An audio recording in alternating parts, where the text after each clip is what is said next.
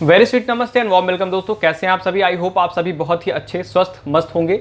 आज हम इस वीडियो में बात करने वाले एक बहुत ही स्पेसिफिक टॉपिक के बारे में, जिसका कि आपने थंबनेल देखकर ही क्लिक किया है। देखो, नॉर्मली हम क्या जानते हैं कि इकोनॉमी को हम 3 सेक्टर में डिवाइड करते हैं। वैसे तो इकोनॉमी को 5 सेक्टर में डिवाइड किया जाता है, क्वाटरनरी एक्टिविटी और क्वाइनरी एक्टिविटी भी होती हैं। लेकिन जो नॉर्मल लोग जानते हैं वो क्या जानते हैं कि एक्टिविटी के बेसिस पर अगर इकोनॉमी को डिवाइड किया जाए तो वो 3 सेक्टर में आएंगे। कौन कौन से? प्राइमरी सेक्टर या एग्रीकल्चर सेक्टर, सेकेंडरी सेक्टर या इंडस्ट्रियल सेक्टर, टर्शियरी सेक्टर या सर्विस सेक्टर। यानी हम दिमाग में ये पहले मान कर चलते हैं कि जो प्राइमरी सेक्टर होगा वो एग्रीकल्चर सेक्टर के बराबर होगा, जो सेकेंडरी सेक्टर होगा वो इंडस्ट्रियल सेक्टर के बराबर होगा और जो टर्शियरी सेक्टर होगा वो सर्विस सेक्टर के बराबर होगा। लेकिन एक्चुअली में ऐसा नहीं होता है। ठीक है, प्राइमरी सेक्टर और एग्रीकल्चर सेक्टर में जब हम फैक्ट की और डेटा की बात करेंगे तब ये आपस में बराबर नहीं होते हैं, और सेकेंडरी सेक्टर और इंडस्ट्रियल सेक्टर जब हम फैक्ट्स की बात करेंगे तब ये भी आपस में बराबर नहीं होते। लेकिन जो टर्शियरी सेक्टर है और सर्विस सेक्टर ये आपस में बराबर होते हैं। तो आज हम इसको डेटा के माध्यम से समझने की कोशिश करेंगे और ये समझेंगे कि हम अब तक गलती करते आ रहे थे तो क्यों करते आ रहे थे। आखिर हम जैसे लोग पढ़ाते हैं नॉर्मली कि प्राइमरी सेक्टर, या बुक्स में आप लिखा पा जाएंगे कि प्राइमरी सेक्टर या एग्रीकल्चर सेक्टर, तो नॉर्मली बुक्स वाले भी ऐसा क्यों करते हैं कि वो हमें क्यों बताते हैं कि प्राइमरी सेक्टर और एग्रीकल्चर सेक्टर आपस में बराबर है। उनका कहने का क्या मोटिव क्या है। ठीक है, तो ये हम आज समझने की कोशिश करेंगे। लेकिन उससे पहले यूट्यूब वाले एक छोटी सी लाइन कि अगर आपको ये वीडियो पसंद आ रहा हो तो उसे लाइक करिए, अपने दोस्तों के साथ ज़्यादा से ज़्यादा शेयर करिए, और कोई भी क्वेरीज हो उसे आप कमेंट सेक्शन में, कमेंट थ्रेड में लिखिए, वो बात सीधे मुझ तक पहुंचेगी। और अगर आप चैनल पे नए हैं तो चैनल को सब्सक्राइब करके इसका बेल आइकन प्रेस कर दीजिए, ताकि जो भी मैं वीडियोस अपलोड करूं उसका नोटिफिकेशन आप तक पहुंचता रहे। और सीरियसली बता रहा हूं, अगर आपको इन्फॉर्मेटिव लग रहा हो तो अपने दोस्तों के साथ शेयर जरूर करिए। आप जब शेयर करेंगे तो उससे मेरा मोटिवेशन बढ़ेगा। ठीक है, मैं मोटिवेट होऊंगा और भी ऐसे टॉपिक्स पर वीडियोस बनाने के लिए, और भी टॉपिक्स को आप तक लाने के लिए। ठीक है, तो देखिए, हम समझने की कोशिश करते हैं कि जो इकोनॉमी होता है उसमें 3 सेक्टर होते हैं। ठीक है, ये नॉर्मल तौर पर बात कर रहा हूं मैं। जब मैं सेक्टर्स स्पेसिफिक पर बात करूंगा ना, तब मैं आपको और भी सेक्टर्स बताऊंगा कि किस में गोल्ड कॉलर जॉब होती है, किस में पिंक कॉलर जॉब होती है, किस में हम व्हाइट कॉलर की जॉब की बात करते हैं, ब्लू कॉलर जॉब की बात करते हैं। ठीक है, ये जब सेक्टर्स पढ़ेंगे तब क्वाटरनरी एक्टिविटी क्या होती है, क्वाइनरी एक्टिविटी क्या होती है, उसमें फिर ऑर्गेनाइज सेक्टर कौन कौन से होते हैं, पब्लिक सेक्टर प्राइवेट सेक्टर कब डिवाइड करते हैं, किस बेसिस पर डिवाइड करते हैं, ये सब हम बात करेंगे जब हम सेक्टर स्पेसिफिक पढ़ेंगे। लेकिन हम यहाँ ये बात करने आ रहे हैं कि प्राइमरी सेक्टर एग्रीकल्चर सेक्टर के बराबर नहीं होता है फैक्ट में, लेकिन नॉर्मली हम कहते हैं, और क्यों कहते हैं ये बात हम जानने वाले हैं। देखो, ये जो मैंने डेटा अभी आपको लिख रखा है ना, यहाँ पर देख रहे हैं कि जो जीवीए के बेसिस पर लिखा है। ठीक है, पहले मैं जीवीए का थोड़ा शॉर्ट इंट्रोडक्शन दे दूं। वैसे जीवीए पर ये वीडियो है नहीं, ये वीडियो किसी दूसरे टॉपिक पर है, तो जीवीए पर ज्यादा बोलना सही भी नहीं है। जीवीए क्या है? Gross value addition. ठीक है, जीवीए और जीडीपी ये क्या करते हैं? हमारे यहाँ ग्रोथ को मापते हैं, यानी ग्रोथ का मेजरमेंट करते हैं कि इनकम कैसे ग्रो हुई।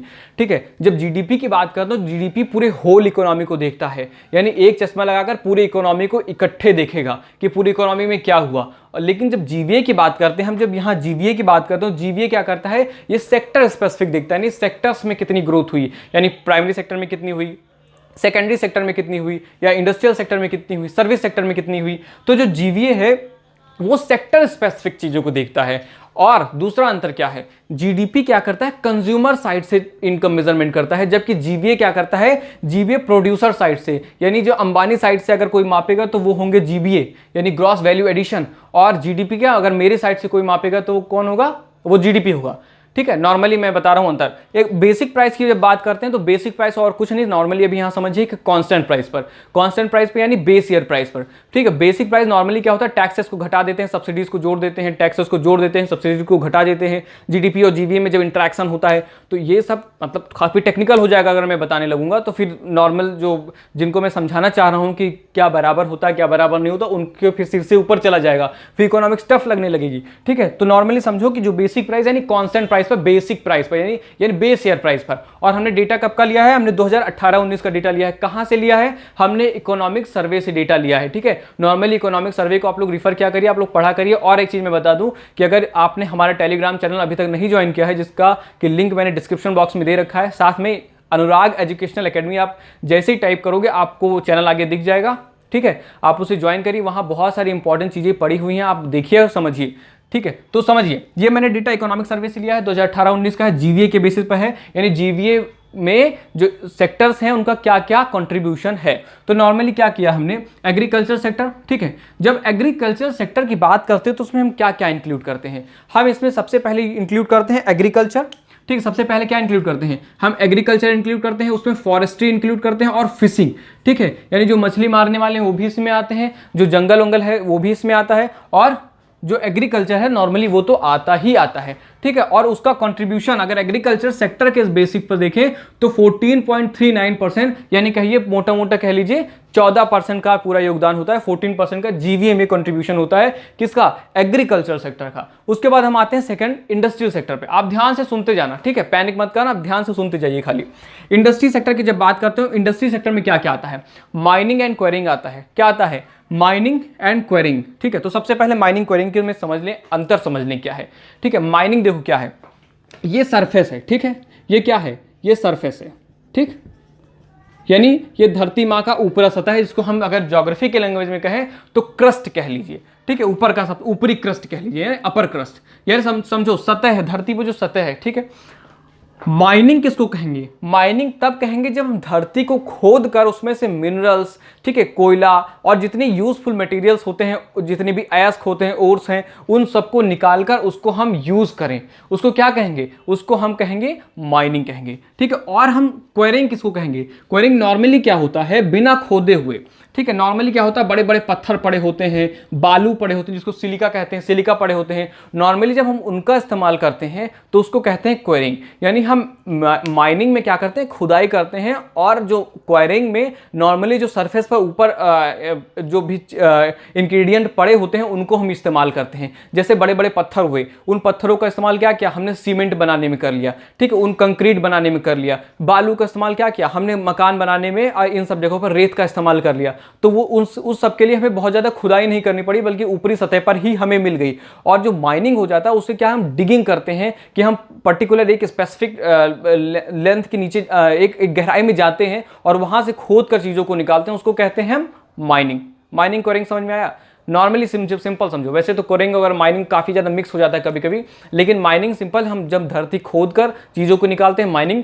क्वेरिंग जो सतह पर नॉर्मली पड़े मिल जाते हैं हमको, नॉर्मली जैसे बड़े बड़े पत्थर मिल गए, बालू मिल गया, इन सबको क्या करते हैं हम इस्तेमाल कर लेते हैं, उसको हम कहते हैं क्वेरिंग, ठीक है। उसके बाद अब इसमें देखो इंडस्ट्रियल सेक्टर में कौन कौन सा होता है, मैन्युफैक्चरिंग होता है, और दूसरा होता है electricity, gas, water supply and utility services, और होता है कंस्ट्रक्शन। मैन्युफैक्चरिंग और कंस्ट्रक्शन में क्या डिफरेंस है, मैन्युफैक्चरिंग सिंपल, हमें एक कोई टूथ ब्रश बनाना है, हमें टूथपेस्ट बनाना है, तो उसको बनाने की प्रक्रिया को कहेंगे मैन्युफैक्चरिंग, ठीक है। या हम कोई मशीन बना रहे हैं तो उसको क्या कहेंगे, मैन्युफैक्चरिंग, ठीक है। मैन्युफैक्चरिंग यानी उसको मैन्युफैक्चर किया जा रहा है, उसको बनाया जा रहा है। और जब कंस्ट्रक्शन की बात करते हैं तो हम उसमें बिल्डिंग की बात करते हैं, बड़ी बड़ी हम बिल्डिंग खड़ी कर रहे हैं, घर बना रहे हैं, वो कंस्ट्रक्शन का काम हुआ, ठीक है। नॉर्मली कंक्रीट का यूज हम कंस्ट्रक्शन में करते हैं और मशीन्स का यूज जो है हम मैन्युफैक्चरिंग में करते हैं। यानी मैन्युफैक्चरिंग क्या है, कोई भी गुड्स बनाना, गुड्स, ठीक है। जैसे कोई भी गुड्स, कोई कोलगेट ले लो, चाहे वो सिबाका ले लो, जो भी मंजन हुए या चेयर हुई, बेड हुई, ये सब किस में आ जाएंगे, मैन्युफैक्चरिंग में आ गई।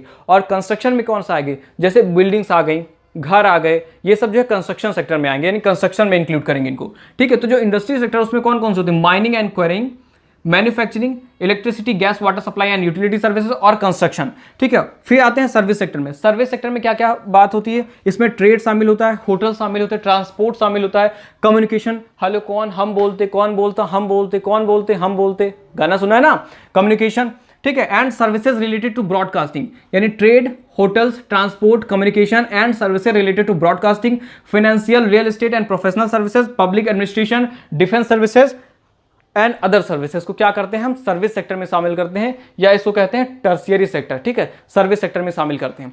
अब एक चीज और देखो यहाँ पे, अगर जीवीए में कंट्रीब्यूशन की बात करें हम, तो जीवीए में जो एग्रीकल्चर सेक्टर का कंट्रीब्यूशन है वो 14.39% है, या मोटे मोटे कहिए 14% है, ठीक है। इंडस्ट्रियल सेक्टर को अगर हम बात करें तो इसमें 31.46%, यानी मोटे मोटे कहो को 31% का जो है योगदान है इसमें हमारे जीवीए में। और अगर सर्विस सेक्टर का देखा जाए तो सबसे ज्यादा है 54.15%, यानी मोटे मोटे कहो तो इसको 54% का योगदान जो है जीवीए में सर्विस सेक्टर या टर्शियरी सेक्टर का होता है। तो ये हमने बताया एग्रीकल्चर सेक्टर, इंडस्ट्रियल सेक्टर और सर्विस सेक्टर के बारे में। अब इसको हम ले चलते हैं प्राइमरी सेक्टर में। जब हम इसको प्राइमरी सेक्टर में कैलकुलेट करेंगे तो क्या कहेंगे, क्या प्राइमरी सेक्टर क्या होता है? नॉर्मली जब हम नेचुरल रिसोर्सेज का एक्सप्लॉइटेशन करते हैं या हम नेचुरल रिसोर्सेज का यूज करते हैं या नेचुरल रिसोर्सेज को हम एक्सप्लॉइट करते हैं, उसको कहते हैं प्राइमरी एक्टिविटी और उसको कहते हैं हम प्राइमरी सेक्टर। तो प्राइमरी सेक्टर में क्या क्या इंक्लूड करते हैं? देखो, प्राइमरी सेक्टर में पूरा एग्रीकल्चर सेक्टर आता ही आता है, पूरा एग्रीकल्चर सेक्टर आता है प्राइमरी सेक्टर में। उसके बाद जब हम आगे बढ़ते हैं तो इसमें जो माइनिंग एंड कोरिंग, जो कि हम इंडस्ट्रियल सेक्टर में नॉर्मली शामिल करते थे, उसको अब हम क्या करेंगे, उसको हम शामिल करेंगे किसमें? प्राइमरी सेक्टर की एक्टिविटी में। क्यों? क्योंकि सतह से सीधे चीजों को उठाते हैं हम, चाहे वो माइनिंग करें चाहे हम कोरिंग करें, कर तो रहे हैं नेचुरल रिसोर्सेज का एक्सप्लॉइटेशन ही ना। नेचुरल रिसोर्सेज को खुदाई कर रहे हैं या नेचुरल रिसोर्सेज को उठाकर वहां से तोड़ फोड़ कर ले जा रहे हैं। तो नॉर्मली अगर थोड़ा सा इंडस्ट्री को हटाओ तो क्या करते हैं हम? नेचुरल रिसोर्सेज का एक्सप्लॉइटेशन कर रहे होते हैं माइनिंग और कोरिंग में भी। तो जब प्राइमरी सेक्टर की बात कर रहे हैं, जो उसका मतलब ही होता है कि नेचुरल रिसोर्सेज का एक्सप्लॉइटेशन, तो उसमें क्या शामिल कर लेते हैं? माइनिंग और कोरिंग। यानी हम जब प्राइमरी सेक्टर की बात करते हैं तो उसमें एग्रीकल्चर, फॉरेस्ट्री और फिशिंग, जिसको कहते हैं एग्रीकल्चर या allied sector, agriculture and allied sectors, जिसमें एग्रीकल्चर, फॉरेस्ट्री एंड फिशिंग साथ में क्या क्या शामिल कर लेते हैं? माइनिंग एंड कोरिंग, जैसा कि मैंने लिखा हुआ है। यानी अगर हम कहें तो एग्रीकल्चर सेक्टर का जो पूरा कंट्रीब्यूशन 14% है, यानी 14%, 14.39%, प्लस जो माइनिंग एंड कोरिंग का कंट्रीब्यूशन है वो 3.01% है, और ये जो है जुड़कर कितना हो जाएगा? 17.39%। यानी आपने देखा कि यहाँ एग्रीकल्चर केवल मात्र 14% का योगदान जीवीए में कर रहा है, जबकि प्राइमरी सेक्टर का कंट्रीब्यूशन कितना है? 17.39, यानी लगभग 17% का। यानी जब हम जीवीए की बात करते हैं प्राइमरी सेक्टर में तो वो ज्यादा हो जाता है देन एग्रीकल्चर। यानी हम यहाँ क्या कह सकते हैं कि प्राइमरी सेक्टर जो है वो ज्यादा होता है किससे? एग्रीकल्चर सेक्टर से। किससे? एग्रीकल्चर सेक्टर से, एग्रीकल्चरल सेक्टर। ठीक, यानी एक बात तो प्रूफ हो गई कि प्राइमरी सेक्टर और एग्रीकल्चर सेक्टर इक्वल नहीं होते हैं। जब हम प्राइमरी सेक्टर की बात करते हैं तो माइनिंग एंड कोरिंग को भी इंक्लूड कर लेते हैं, और नॉर्मली जब हम एग्रीकल्चर सेक्टर की बात करते हैं तो केवल एग्रीकल्चर एंड अलाइड सेक्टर को जोड़ते हैं, यानी उसमें फॉरेस्ट्री और फिशिंग को ही जोड़ते हैं, ना कि माइनिंग और कोरिंग को। इसीलिए जो है प्राइमरी सेक्टर जो है वो ज्यादा हो जाता है एग्रीकल्चर सेक्टर से। कभी भी आप जानिएगा कि कभी भी प्राइमरी सेक्टर और एग्रीकल्चर सेक्टर आपस में बराबर नहीं होते। Primary sector is always greater than agriculture sector. Why? Because mining and Koring also included in the primary sector. उसके बाद जब बात करते हैं हम इंडस्ट्री सेक्टर की, तो देखो नॉर्मली इंडस्ट्री सेक्टर में 31% योगदान जीवीए में करता है, लेकिन जब हम सेकेंडरी सेक्टर की बात करते हैं तो ये क्या हो जाता है? ये घट जाता है, वो भी 28.45। नॉर्मल सी बात है, जब पहली बार समझ चुके कि यहां से इन्हीं का एक क्या घर का भेदी लंका ढाए। ठीक, आपकी वैल्यू ज्यादा थी, लेकिन जब विभीषण जाकर दूसरे से मिल गए तो रावण की वैल्यू अपने आप खत्म हो गई। उसका क्या हुआ? शक्ति बहुत हद तक कम हो गई, क्योंकि उसका जो घर का था वो भेदी बन गया और उस पूरा लंका गिर गई। पूरी लंका जो है परास्त हो गई, क्योंकि इसमें माइनिंग और कोरिंग क्या हुआ? वो जाकर इसमें मिल गया, एग्रीकल्चर सेक्टर में मिल गया, और जैसे ही एग्रीकल्चर सेक्टर में मिला इसका 3.01% क्या हुआ? कम हो गया। यानी 31.46 में से क्या घट गया? 31.46 में से क्या घट गया? 3.01%, या 3.01% घट गया तो कितना आ गया? ये आ गया 28.45%। यानी जो सेकेंडरी सेक्टर होता है वो हमेशा इंडस्ट्री सेक्टर से कम होता है। Secondary sector is always less than industry sector. बात समझ में आ रही है आपको? इंडस्ट्री सेक्टर, ठीक। यानी जो सेकेंडरी सेक्टर होता है वो हमेशा इंडस्ट्री सेक्टर से कम होता है, और जो प्राइमरी सेक्टर होता है हमेशा एग्रीकल्चर सेक्टर से ज्यादा होता है। क्यों होता है? क्योंकि माइनिंग एंड कोरिंग का सारा खेल होता है। माइनिंग एंड कोरिंग कूद कर उनके पाले में पहुंच गए तो वो ज्यादा, इनके पाले में पहुंच गए तो ये ज्यादा। बात समझ में आ गई? यानी जब तक इनके पाले में थे ये ज्यादा थे, वो कम थे। जैसे उनके पाले में पहुंच गए वो ज्यादा हो गए, ये कम हो गए। ठीक है।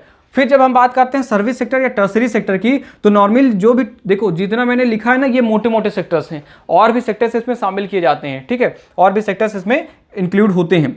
ठीक है, तो जो सर्विस सेक्टर है वो टर्शियरी सेक्टर के इक्वल होता है। क्या होता है? ये सर्विस सेक्टर जो है वो सर्विस सेक्टर क्योंकि इसमें जो है कूदा कूदी का कोई काम नहीं होता। इसमें से कोई बाहर नहीं जाता, कोई अंदर नहीं जाता। जो टर्शियरी सेक्टर में शामिल होता है वही सर्विस सेक्टर में शामिल होता है। इसलिए देखो 54.15% इसमें भी होता है और 54.15% इसमें भी होता है। यानी सर्विस सेक्टर और टर्शियरी सेक्टर हमेशा बराबर होते हैं। यानी आप यहाँ समझ चुके हैं कि प्राइमरी सेक्टर और एग्रीकल्चर सेक्टर आपस में बराबर नहीं होते हैं। लेकिन फिर भी हम क्यों कहते हैं कि प्राइमरी सेक्टर या एग्रीकल्चर सेक्टर? देखो हम इसलिए कहते हैं कि जैसे अभी हमने क्या कहा 14.39% है एग्रीकल्चर का शेयर हमारे जीवीए में, ठीक है, 2018-19 के डेटा के बेसिस पर। तो हमने क्या कहा, अप्रॉक्सीमेटली मान लो 14%।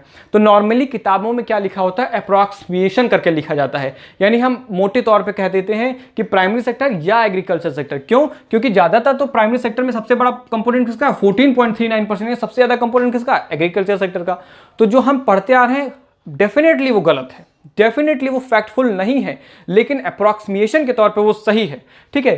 कि चूंकि प्राइमरी सेक्टर में बहुत बड़ा कंपोनेंट एग्रीकल्चर सेक्टर का होता है 14% का, और मात्र 3% का माइनिंग एंड क्वायरिंग होता है, इसीलिए हम प्राइमरी सेक्टर या उसको एग्रीकल्चर सेक्टर कह देते हैं। इंडस्ट्रियल सेक्टर में बहुत बड़ा जो सेकेंडरी सेक्टर है उसमें बहुत बड़ा कंपोनेंट 18% मैन्युफैक्चरिंग होता है, ठीक है, 7.90% कंस्ट्रक्शन होता है, 2.24% electricity, gas and water supply and other utility services होती हैं। इसीलिए जो इसको हम इंडस्ट्रियल सेक्टर कह देते हैं, यानी सेकेंडरी सेक्टर या इंडस्ट्रियल सेक्टर, ये हम अप्रॉक्सीमेशन में कहते हैं। लेकिन जब फैक्ट्स की बात करेंगे तो उसमें क्या होगा, हमारा जो इंडस्ट्रियल सेक्टर होगा always less than secondary sector and the primary sector is always greater than agriculture sector, ठीक है। बात समझ में आ गई आपको? आई होप आपको चीजें क्लियर हो गई हैं। अच्छा, एक चीज मैं अब यहाँ डेटा लिखा है तो मैं आपको थोड़ा सा और बता देता हूँ, ठीक है। वैसे तो ये मैं बताने की सोच नहीं रहा था, लेकिन अब समझ लो। देखो यहाँ पर इसका कंट्रीब्यूशन प्राइमरी सेक्टर का कितना है, 17.39% है, ठीक है। इसका कितना है, 28.45% है। इसका कितना है, 54.15% है, ठीक है। अगर हम ऑक्यूपेशनल स्ट्रक्चर की बात करेंगे, सबसे ज़्यादा जॉब लोग कहाँ पाते हैं, डायरेक्टली या इनडायरेक्टली के रूप में अगर देखा जाए तो सबसे ज़्यादा 42%। अब देखो मैं अप्रॉक्सीमेशन की बात कर रहा हूँ क्योंकि अब उतना डेटा डिटेल में नहीं याद है मुझे कि मैं पॉइंट की बात करूँ। लगभग 42% लोग क्या है, डायरेक्टली या इनडायरेक्टली एग्रीकल्चर सेक्टर से या एग्रीकल्चर या एलाइड सेक्टर से क्या करते हैं, जॉब प्राप्त करते हैं, ठीक है। तो ऑक्यूपेशनल स्ट्रक्चर में 42% इस पर डिपेंडेंट है। जब हम इसकी बात करते हैं तो इसमें लगभग 25% लोग जो है डायरेक्टली या इनडायरेक्टली सेकेंडरी सेक्टर या इंडस्ट्रियल सेक्टर से जॉब प्राप्त करते हैं। और जब हम टर्शियरी सेक्टर की बात करते हैं 54.15, इससे जो है लगभग 32% की ऑक्यूपेशनल जो है कंट्रीब्यूशन होता है, यानी ये 32% लोग जो है इस पर डिपेंडेंट होते हैं। तो आप देख क्या रहे हैं कि जिसका जीवीए में कंट्रीब्यूशन सबसे कम है, किसका, प्राइमरी सेक्टर का, एग्रीकल्चर सेक्टर का, और जिसका सबसे ज्यादा है, यानी जिसका सबसे कम है, ज्यादातर लोग उसी पर डिपेंडेंट हैं। जिसका कंट्रीब्यूशन हमारे जीवीए में या जीडीपी में सबसे कम है उस पर सबसे ज्यादा लोग डिपेंडेंट हैं, और जिसमें सबसे ज्यादा है उसमें मात्र 32% है। यानी हमने क्या किया, हमने ग्रोथ कैसे की, हमने एग्रीकल्चर सेक्टर को कम करते करते सर्विस सेक्टर को खूब बढ़ा दिया, लेकिन हम क्या किए, जॉब क्रिएट नहीं कर पाए। और जब जॉब क्रिएट नहीं कर पाए तो उसको क्या कहते हैं, जॉबलेस ग्रोथ कहते हैं। क्या कहते हैं इसको, जॉबलेस ग्रोथ। यानी हमारा जो स्ट्रक्चर है, हमारा जो इकोनॉमी का स्ट्रक्चर है वो चेंज हो गया। क्या हुआ, धीरे धीरे जो कंट्रीब्यूशन है एग्रीकल्चर सेक्टर का, जो हम प्राइमरी सेक्टर का कंट्रीब्यूशन है वो कम होता गया, लेकिन उस पर जो डिपेंडेंसी लोगों की रही वो लगातार बनी रही, ठीक। वो उतना कम नहीं हो पाई जितना कि सर्विस सेक्टर में ग्रोथ होने से उस पर डिपेंडेंसी बढ़ी नहीं। कहने का मतलब मेरा है कि जैसे जो एग्रीकल्चर सेक्टर है उसका शेयर धीरे धीरे कम होता जा रहा है, लेकिन उस रेशियो में जो डिपेंडेंट लोग हैं, जो उससे रोजगार पाते हैं, वो उनकी संख्या कम नहीं हो रही है। और जिस रेशियो में यहाँ पर सर्विस सेक्टर में कंट्रीब्यूशन हमारे जीवीए में बढ़ता जा रहा है, उस हिसाब से ये जॉब क्रिएशन नहीं कर पा रहा है। यानी हम सीधे क्या हो रहा है, हम सीधे प्राइमरी सेक्टर से कूदकर टर्शियरी सेक्टर में जा रहे हैं, जबकि हमारा ग्रोथ कैसा होना चाहिए, हमें प्राइमरी सेक्टर में जाना चाहिए, फिर सेकेंडरी सेक्टर में जाना चाहिए, फिर टर्शियरी सेक्टर में जाना चाहिए। तो इसलिए हमारा ग्रोथ कैसा हो रहा है, हमारा ग्रोथ जॉबलेस ग्रोथ हो रहा है। हमारा ग्रोथ कैसा हो रहा है, जॉबलेस ग्रोथ हो रहा है, यानी जॉब क्रिएशन नहीं हो पा रहा है उतनी तेजी से, रोजगार का सृजन नहीं हो पा रहा है, इसीलिए हम जैसे लोग बेरोजगार बैठे हैं, ठीक है। बात समझ में आपको यार, जॉबलेस ग्रोथ वगैरह समझ में आ गई। बस इस वीडियो में इतना ही। आई होप आपको चीज़ें क्लियर हो गई होंगी कि प्राइमरी सेक्टर और secondary sector, tertiary sector. Main उद्देश्य था मेरा प्राइमरी, सेकेंडरी और टर्शियरी को बताना कि कैसे ये एग्रीकल्चर और इंडस्ट्री और टर्शियरी और सर्विस सेक्टर से अलग अलग हैं, ठीक है। जॉबलेस ग्रोथ तो आपका समझ लो ये एडिशनल हो गया, यानी फ्री ऑफ कॉस्ट मिल गया इसमें। और आगे आने वाली वीडियोस में मैं बात करूंगा क्वाटरनरी एक्टिविटी और क्वेनरी एक्टिविटी। फिर उसमें हम बात करेंगे कि गोल्ड कॉलर जॉब क्या होती हैं, व्हाइट कॉलर जॉब क्या होती हैं, ब्लू कॉलर जॉब क्या होती हैं। बहुत इंटरेस्टिंग, मतलब आपको लगेगा आपने कहीं पढ़ा नहीं होगा। मुझे ज़्यादातर चांसेस है ज़्यादातर लोग उसके बारे में अनअवेयर होंगे, ठीक है। तो इस वीडियो में इतना ही। अगर आपको ये वीडियो पसंद आया हो तो अपने दोस्तों के साथ ज़्यादा से ज़्यादा शेयर करिए। मिलते हैं नेक्स्ट वीडियो में। Bye bye.